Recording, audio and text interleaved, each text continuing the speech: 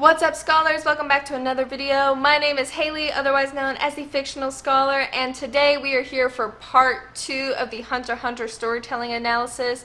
We're going to be digging deep into the Chimera Ant arc's storytelling and how the storytelling of this arc in particular makes Hunter x Hunter so great and why it is widely renowned as one of the best arcs in anime history. So in the first part, we talked about the characters and how building up our protagonists and antagonists really are going to have such an impact on the story itself, because the storytelling really follows through on all of these characters and what they're feeling, what they've been through in the past, what they're going through at the moment, and how their arcs really intertwine so nicely with the arc of the story.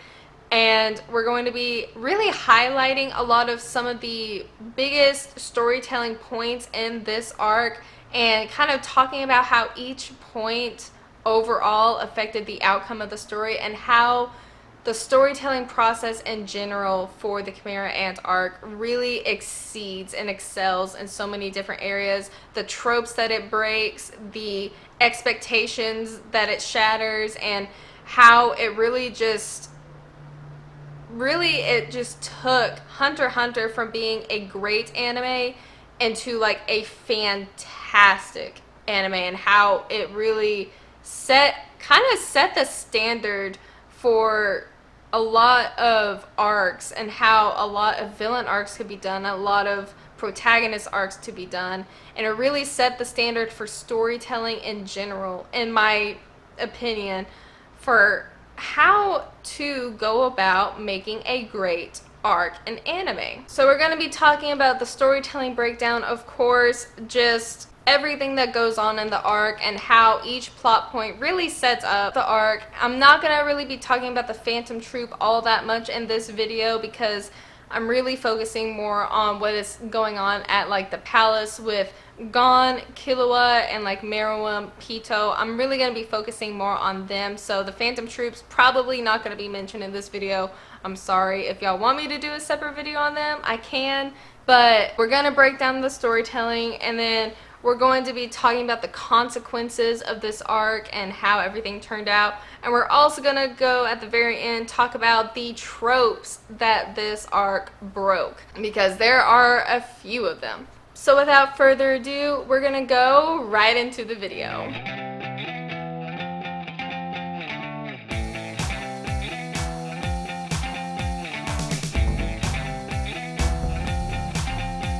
So the Chimera Ant arc really sets up with the introduction to Kite, and then the setup of the ants and the progression of the ants, where Gon and Killua are first introduced to them, and it's like, oh, well, these ant bites, like, they're a lot more severe than just regular ant bites, and Kite begins to explain like how bad the Chimera ants can be and what would happen should they take over, and lo and behold, guess what happens? They start to take over.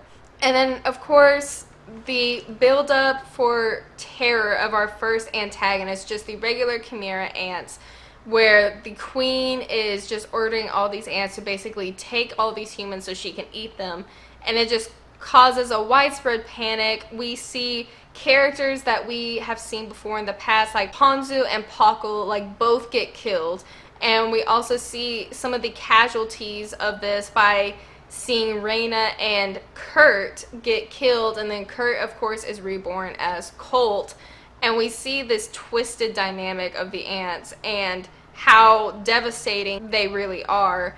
And so that buildup is already there, and it takes place over the course of several episodes to really instill this fear of, oh, these are like, this is a problem. They're taking out characters like we know, and characters that we knew of in the past. And then we see, you know, Gon and Killua going with Kite to kind of scope out the situation and take out some ants, you know, train on the go sort of thing. But then we get these antagonists put on another level with the introduction of the Royal Guard with Pito. I already talked about how Pito's role really influenced this arc in the last video, so make sure you go watch the first part before you watch this one.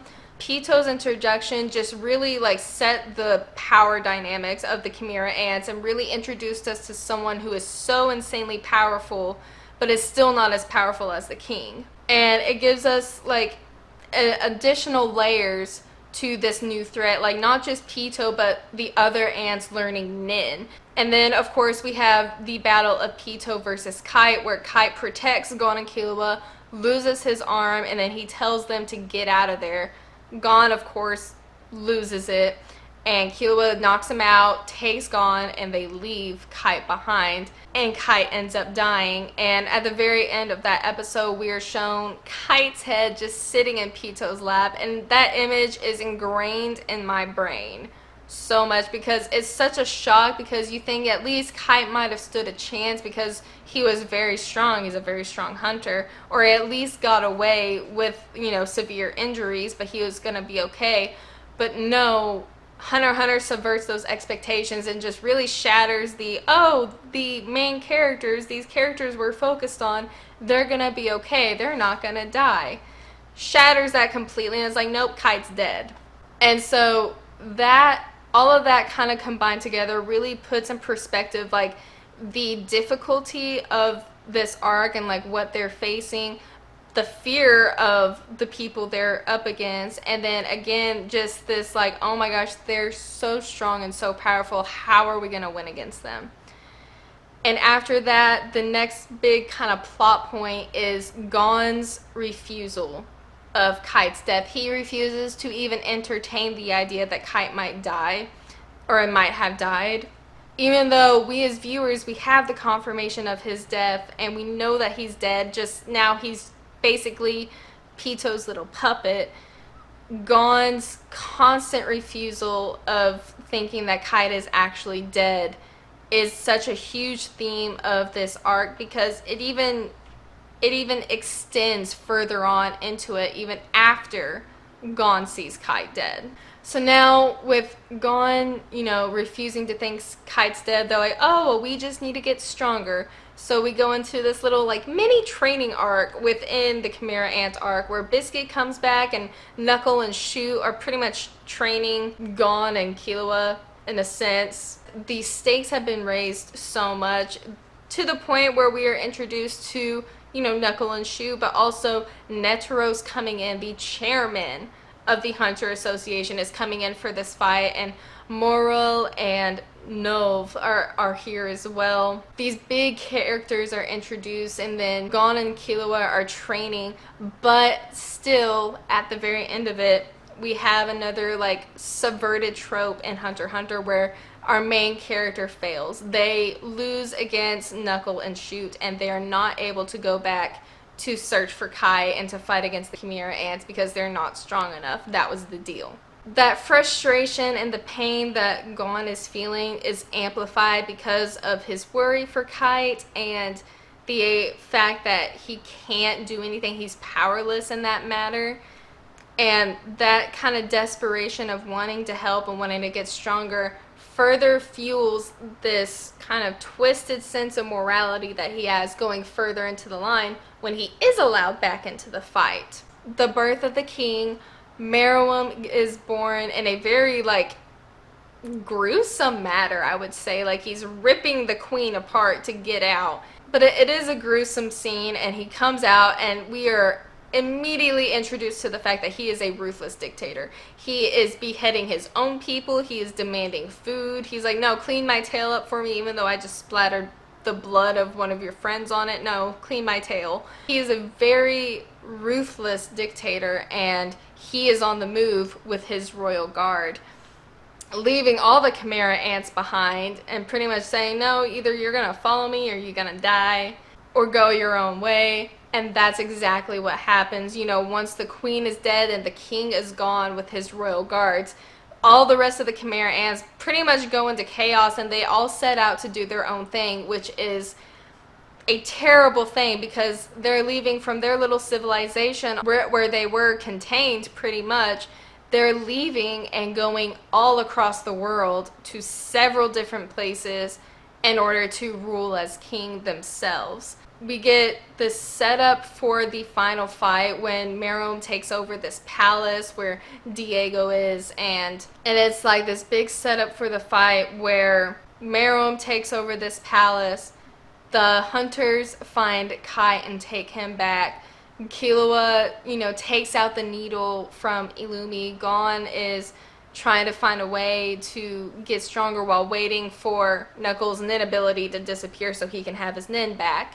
All these little pieces are falling into place to set up for this huge final battle. And then we have our main character slowly losing his morality and slowly losing his humanity through certain instances. Gon seeing Kite for the first time. He is clearly dead, clearly just a puppet.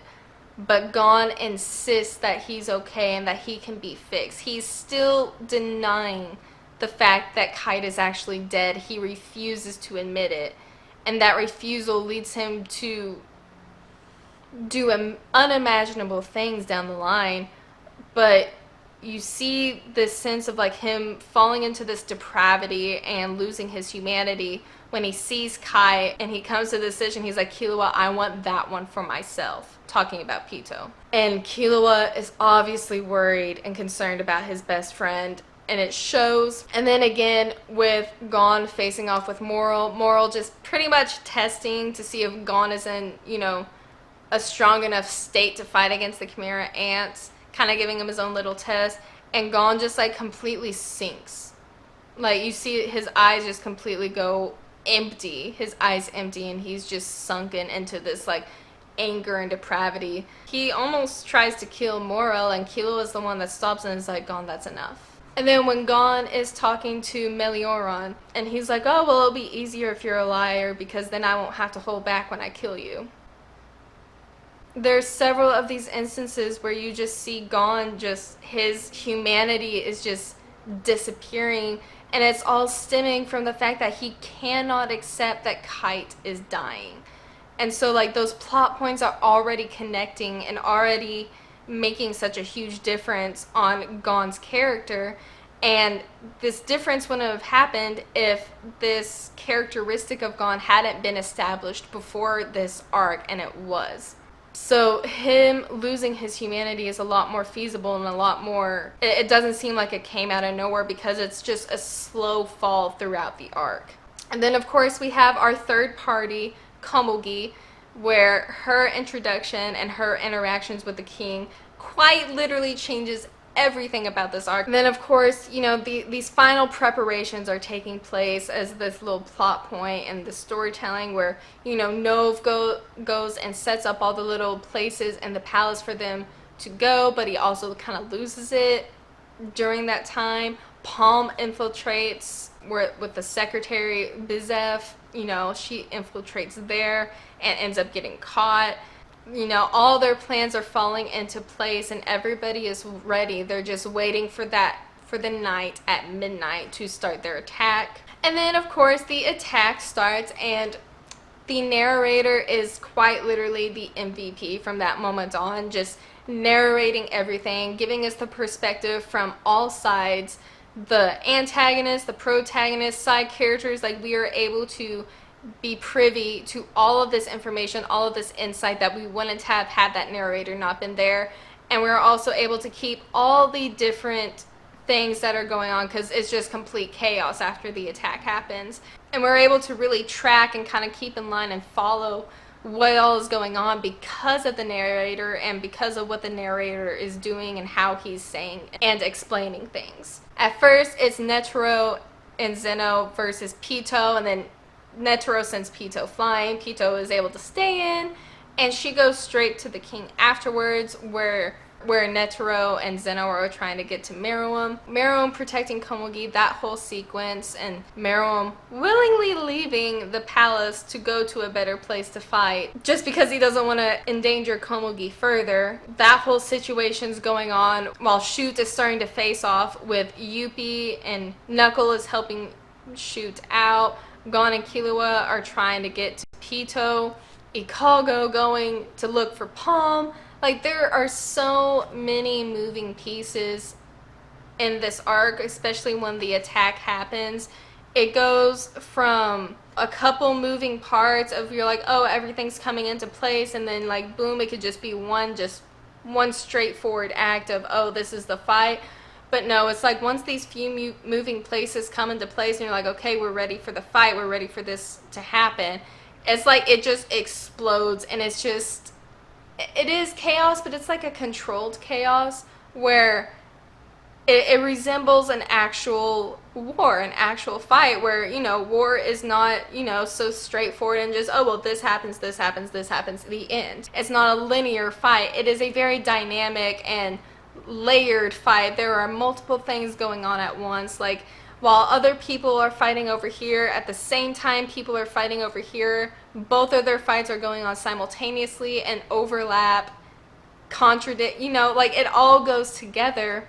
And the way they are, you know, woven together in such a way to keep everything in line with the timeline of how everything is progressing, it, one, just shows the feat of the storytelling in general, because it is very hard to keep everything in line in that sort of fashion, which is why the narrator is such the MVP, because he is able to, you know, have all of these threads interwoven and keep each thread in their proper place and keep everybody on track with what's going on, so nobody feels lost or overwhelmed or anything like that trying to follow along with the story.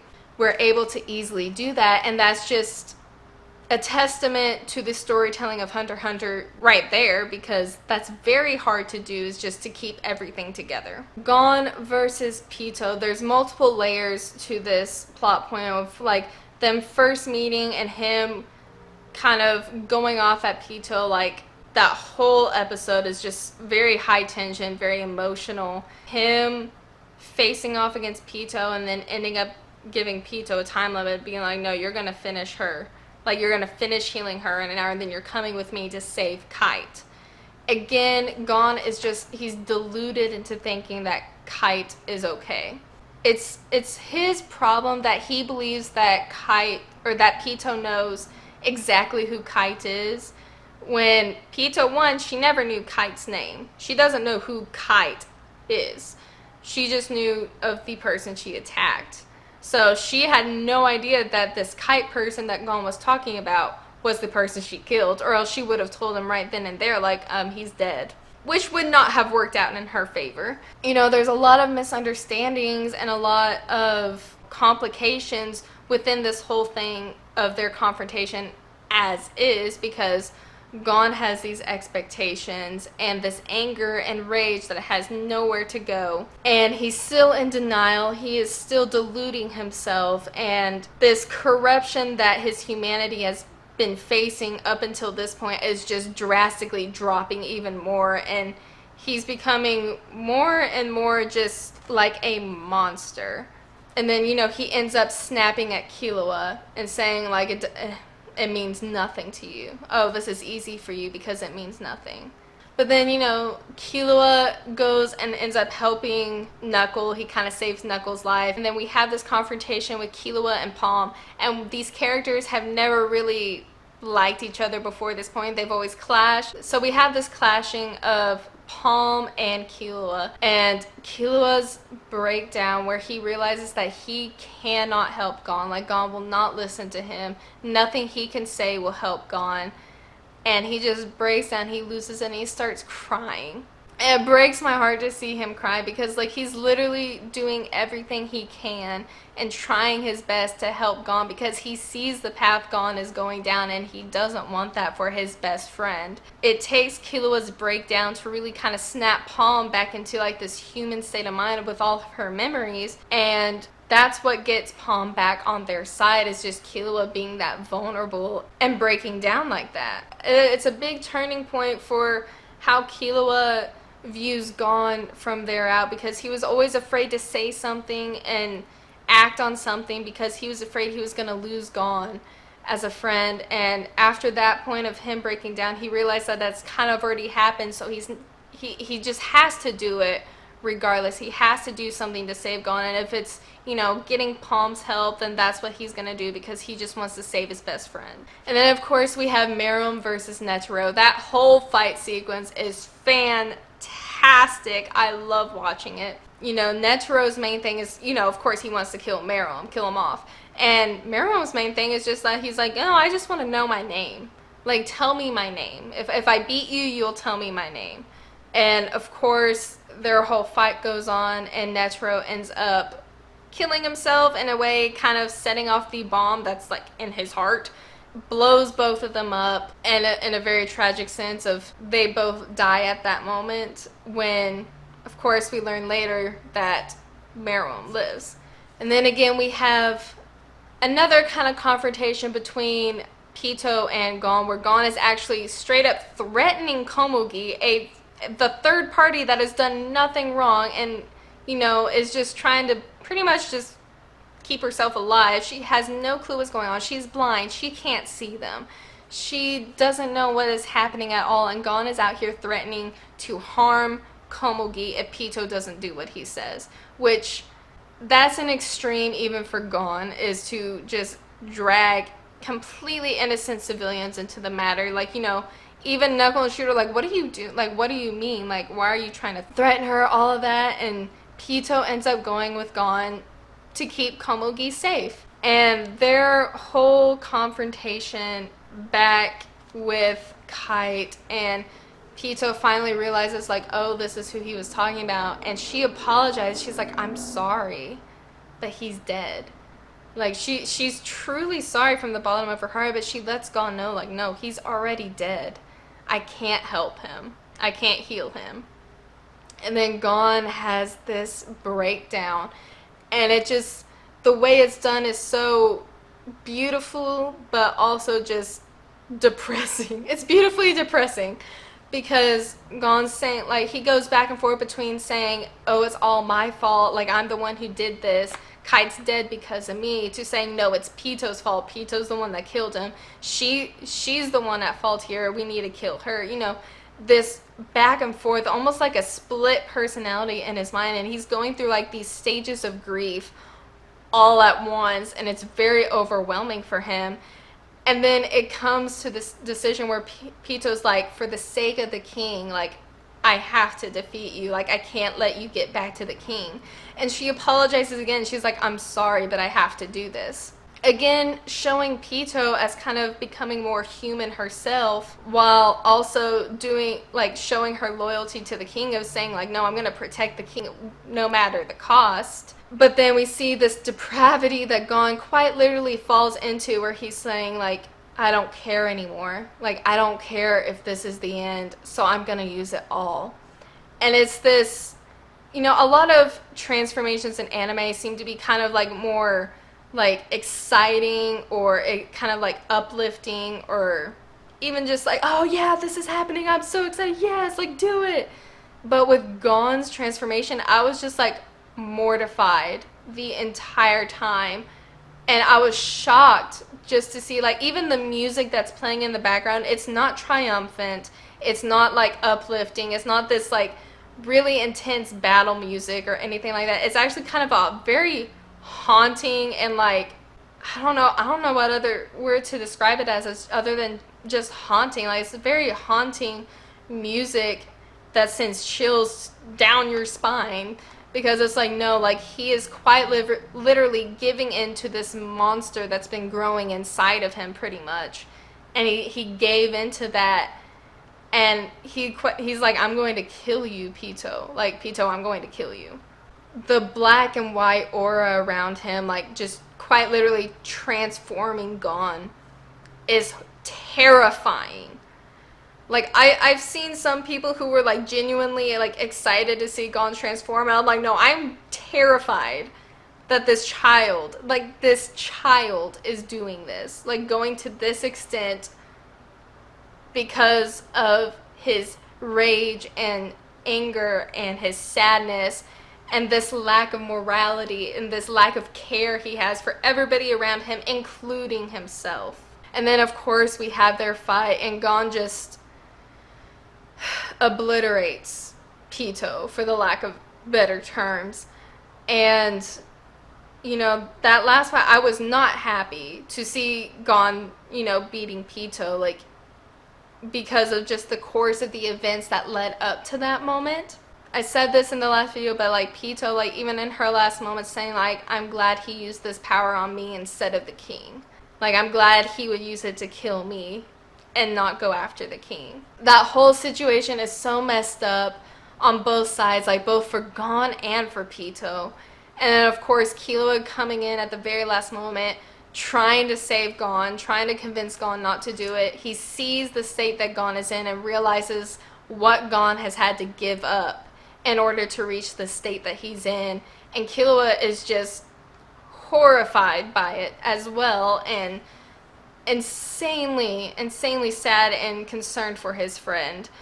And that ending where he's just screaming for Gon, and we're left with the end of that episode. I think it's episode 131.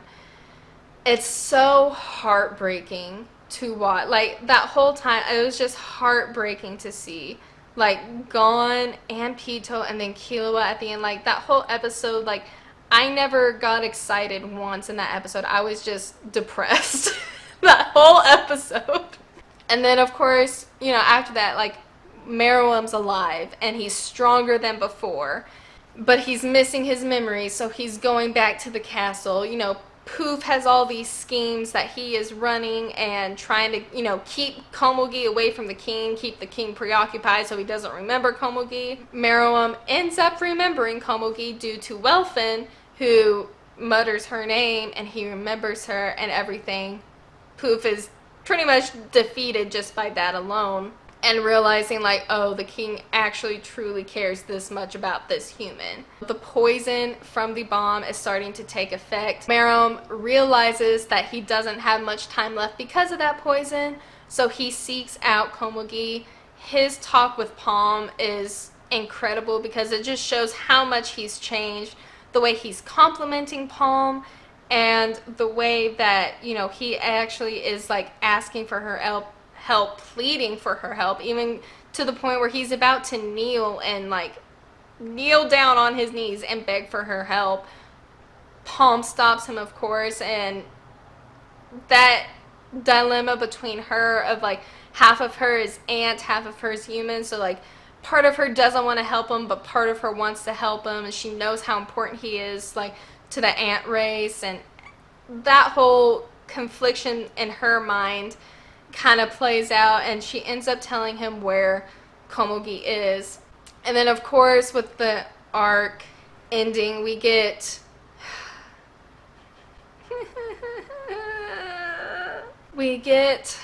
Komugi and Meruem's final moments together. Is one of the most beautiful and heart-wrenching scenes I've seen. I never thought I would cry over a blind girl and an ant, but I did. But after both of them end up dying together because of the poison, the arc ends with this last episode of the Chimera ants kind of trying to figure out like what they're gonna do from here. And some of them go off to Meteor City, some of them go back to where they were before.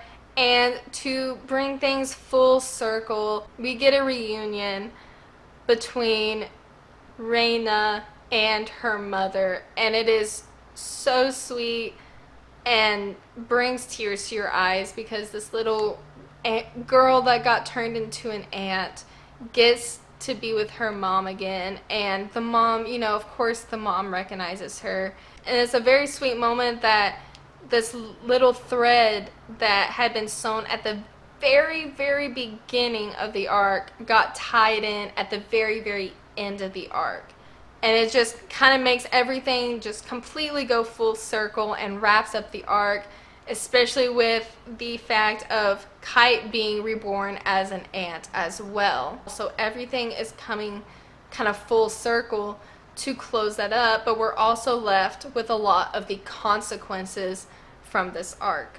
So a lot of the consequences of this arc, one is the deaths. Like, it is irreversible that some of the hunters have died, like Pakal and Ponzu. They are sadly gone. Like, and even Kite's death is permanent. Like, even though he was reborn as an ant, he is still not the same as before, and therefore has to kind of live a semi-different life. Even though he can kind of do some of the same things as before, he has to live a different life. But also some of the consequences is, one, Killua's just state of mind and the way he was so affected by what Gon had said to him about Gon's actions, and you know, he becomes so desperate and determined to get Gon back to his original state, but also already with the mindset that he's going to be separating from Gon afterwards, that him and Gon are not going to be traveling on the same path anymore. So it's like that made a huge impact on Killua.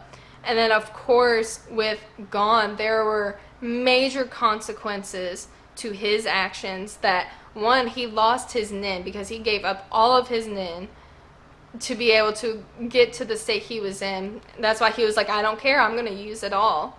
And his body is just completely mangled and deteriorated. He is in a coma, like he's on life support. Nobody can heal him. Nothing can heal him, which is why Killua sets out to do it himself. And so like those are major consequences that Gon is having to face because of his own actions. And it's not just he gets out of it willy-nilly, nothing, like he makes that big sacrifice but nothing happens. Like, no, he is bedridden on life support until someone can heal him, and even then he doesn't have his nin afterwards. Like, I don't believe that was restored.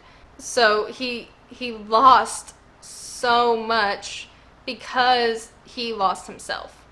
And the mental and emotional pain that is going to leave lasting impacts, I think, not just on Gon and Killua, but also with Nov. Like, Nov especially, like, he was not looking so great.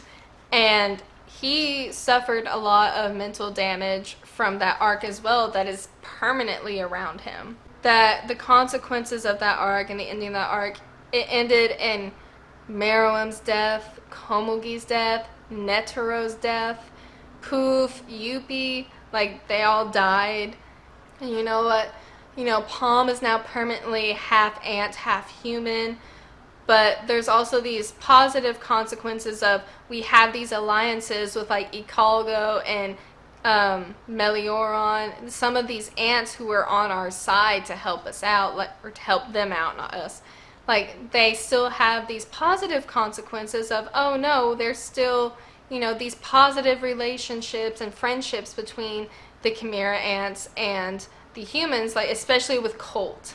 Like, Colt and Moro, like, have one of the best relationship, like, friendships between ant and human, because it is built on mutual trust. Like, Colt went to them first, built that relationship from there, like, promised not to eat humans, raised Reina, Kite, by himself, kept in contact with them constantly, giving them information when needed, you know. So it's like there were some positive outcomes to this as well, but in the end, both negative and positive consequences, the hunters were able to win, and they were able to do what they were set out to accomplish. This arc alone broke so many tropes.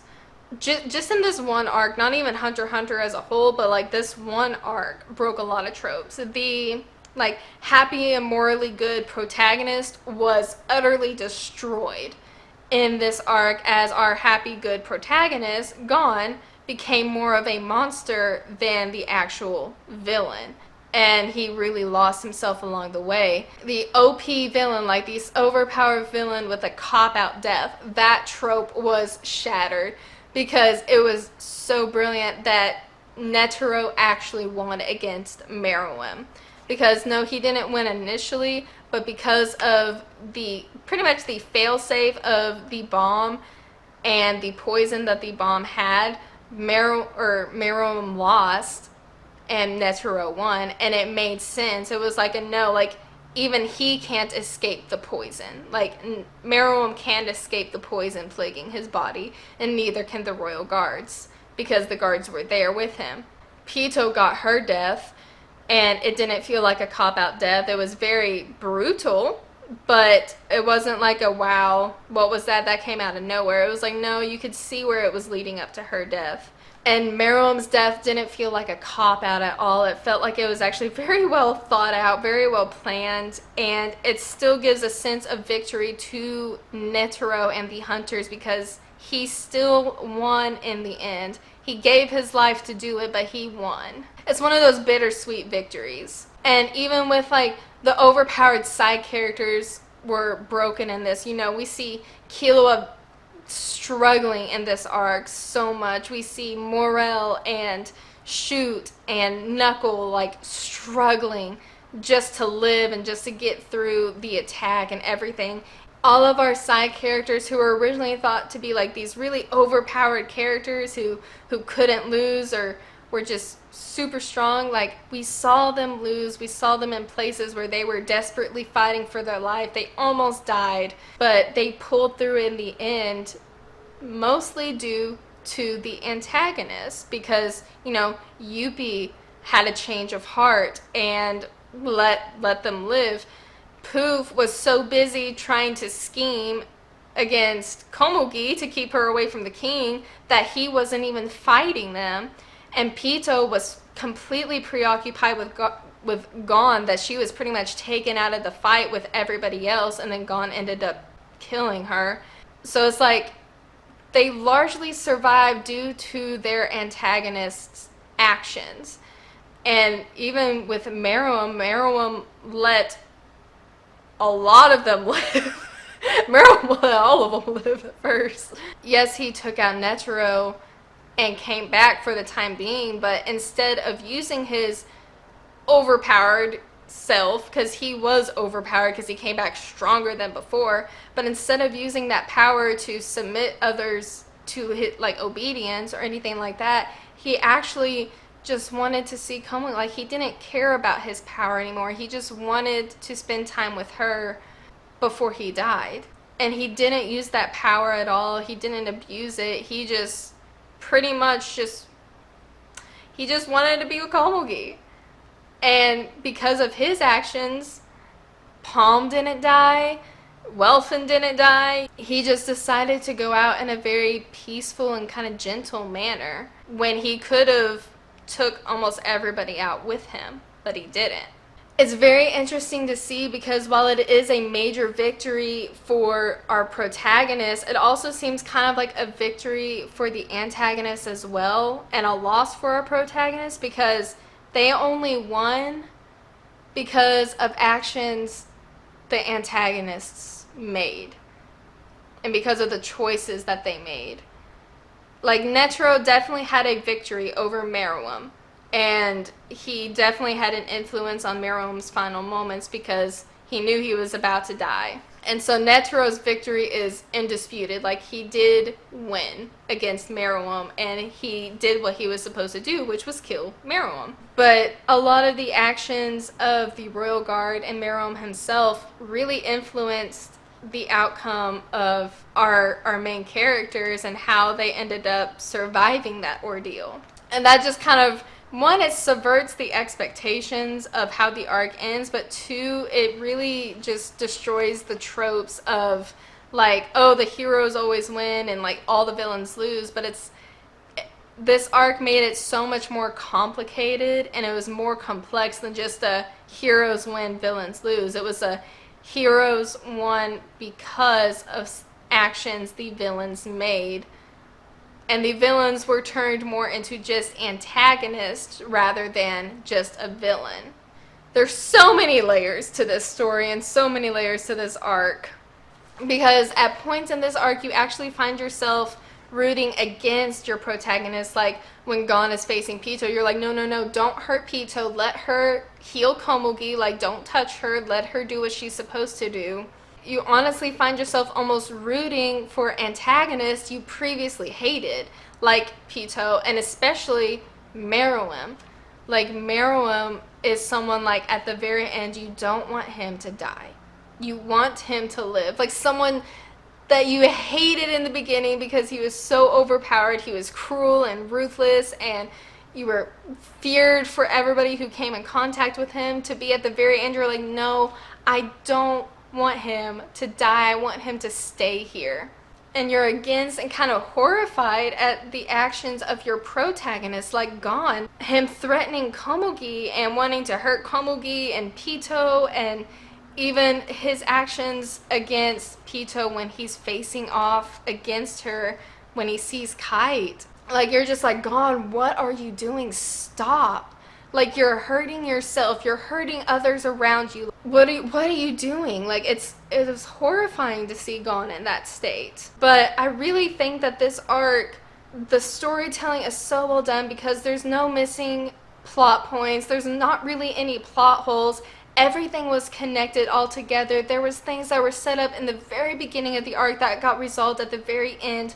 Nothing was forgotten, and the way the storytelling was so in-depth and so rich and was able to make you feel bad for these antagonists and change your opinions about them while making you change your opinions about the protagonists and seeing their dilemma and really seeing this parallel of humanity and monstrosity and how our protagonist went to the monstrosity and our antagonist went to humanity. Like, all the parallels, the foils of one another, how, you know, you end up not wanting the main villain of the arc to die, and this love story that gets crafted between Meruem and Komugi in the midst of this war. It's just, all of it is so interconnected, and its complexity is beautiful. The storytelling is just exquisite. It is so well done. I just can't heap enough praise on this arc. It's no wonder that it's one of the most like widely regarded arcs in history, like anime history, because it's just brilliant from start to finish. Like, each character has their own little like development in this arc, and we have villains with character development and their own arcs. We have protagonists with their character developments and arcs. But Hunter x Hunter really takes this arc and makes it into just something else. It's beautifully constructed. The storytelling is immaculate. But that is kind of my storytelling breakdown of this arc and how each plot point kind of really just plays into the arc as a whole, and how it's so well constructed and so well planned, thought out, and then just executed. I love the Chimera Ant arc. It's probably one of my favorite arcs, and I like rewatching it all the time.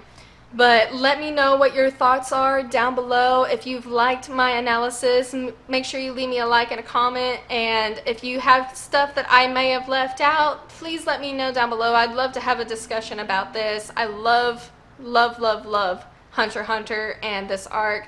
So let me know what you think down below. If you want to see my other videos, make sure you subscribe to my channel. Check out the things I've done before, and I'll have a lot more videos coming soon. But other than that, I think I'm about done with this video. Thank you for watching this video. I know it's a little bit of a longer one, so thank you for your time. And I hope to see you all again in a future video. So until next time, bye!